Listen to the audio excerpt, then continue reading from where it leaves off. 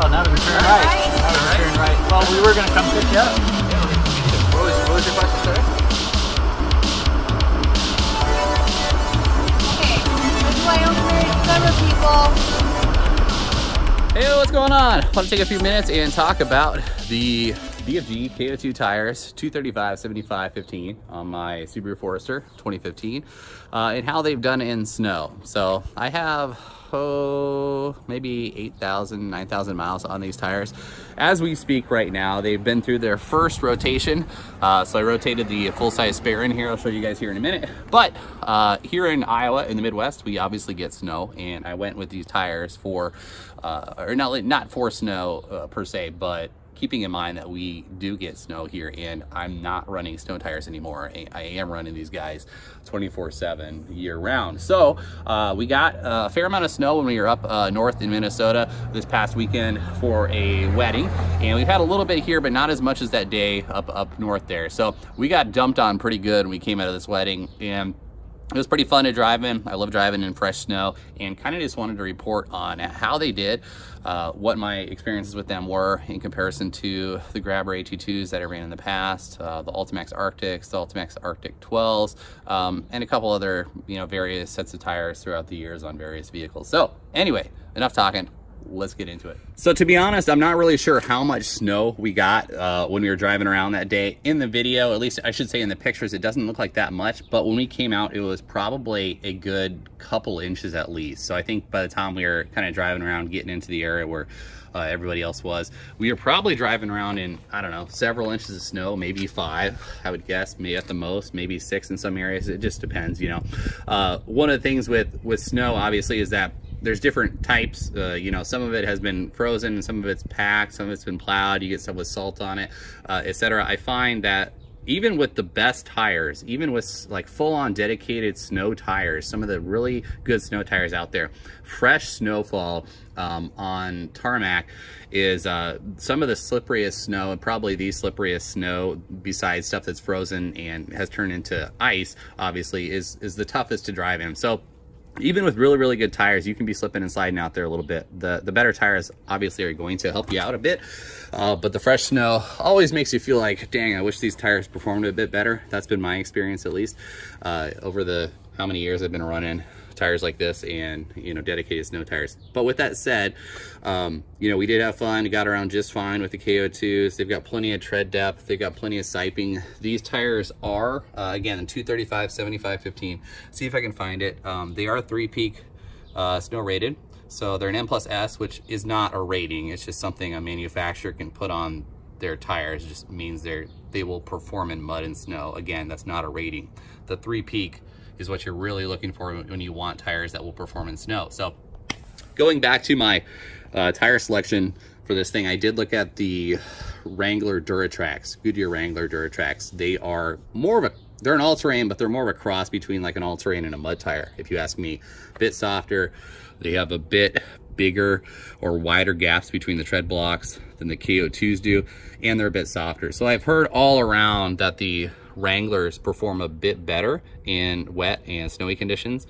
But even with that said, I don't have any complaints with these, given that snowfall that we drove around in. So in comparison to some of the previous tires I've ran, like I mentioned, Grabber AT2s, Ultimax Arctics, Ultimax Arctic 12s, Yokohama Geolanders, various all-season tires on various vehicles. First of all, I should note entirely that these are all kind of subjective, and they're not necessarily an apples to apples comparison, because we may be having different vehicles, different sizes of tires, the widths and stuff like that are all going to vary, and all that jazz. And some of these tires, even like I believe the Grabber AT2s that I have, some sizes are 3-peak snow rated and some sizes are not. So anyway, in comparison quick to the Grabber AT2s, which is a pretty fair comparison, I feel like, at least for this vehicle, the Grabber AT2s I had were on my, actually ran them on this vehicle for a while, not in the snow in this vehicle, but on my older Forester, very similar vehicle, just a slightly different size. Those are 215s in width, and they were on a 16-inch wheel. Those were not 3-piece snow rated.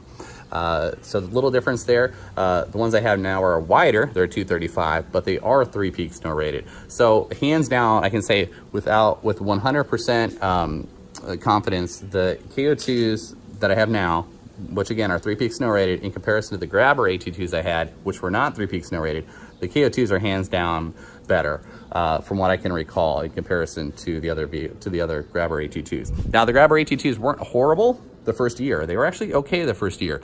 But after that, season 2 and 3, they really went downhill and really turned into hockey pucks really quick. So with that said, I'll be interested to see how the KO2s kind of age. But even when the Grabber AT2s were fresh, brand new, in this comparison, the KO2s, I can tell you hands down, are better in the snow. There's no question there. Now, in comparison to like a dedicated set of snow tires, I would say, at least for this first year, the KO2s in the powder, the deeper powder, I would say are pretty darn similar. There's not a whole lot of a difference there. I did notice when we got on some of the harder stuff where there wasn't quite as much snow, some of the stuff was more packed, I feel like the dedicated snow tires would probably perform better given my experience with them. They generally don't have the tread depth or the type of tread blocks, but they have a lot more sipes and they are a lot more flexible. And I believe when you get on the hard pack stuff, the dedicated snow tires perform a little better, but there wasn't too much of a difference. So anyway, that's my comparison between the previous tires that I ran. Rolling some of that dash cam footage as I've been talking here. And if you guys have any questions, let me know. I'll put some affiliate links to everything down below. And let's show you guys my spare here quick. I think most of you have seen this before, but I always get questions on what this is. This is a Wilco off-road hitchgate solo. So 2-inch hitch there. This is the extended, comes up. I do have another video of this on the YouTube channel if you're interested. And swings out here. Basically a pin holds it in. It's fairly hefty, so for this vehicle it's a little bit heavier than I would necessarily like, but it does the job pretty well. So got a 2-gallon Rotopacks in there with the Rotopack / high lift mount. I'm not using the high lift portion, which would mount up here, but yeah, this is about 5,000-6,000 miles on this tire here before it got put onto the spare. And of course we'll get rotated back in when I do my next rotation. So anyway, I'm happy so far. I'm hoping to do some more deep snow videos out of the farm like you guys have seen from the channel in the past. But for now, I just kind of wanted to do a street report on some pretty fresh snow up a little bit north. So yeah, performed really well. Got around well, drove around a bunch of people, saw a couple accidents, and we managed to avoid pretty much all of the bad drivers out there. So that's the biggest thing for me with a setup like this, especially running all-wheel drive, good tires, good ability to stop, good ability to go. I'm more worried about other people and just staying out of their way. So this definitely helps in being able to do that. It gives you a little bit more capability to be dynamic on the road. And if you see someone you need to get away from, it also works well for that. So check you guys later. Didn't have to use my tow hook, which is great. I did put that cover back on, drilled it out with like a little hole saw bit. Didn't get it perfect, but works well enough. Kind of covers it up, makes it look a little bit slicker. Again, wasn't too worried about stuff getting in there, but figured I had it. So I also threaded this in one more thread, if you guys remember from the last video. So it does touch a bit.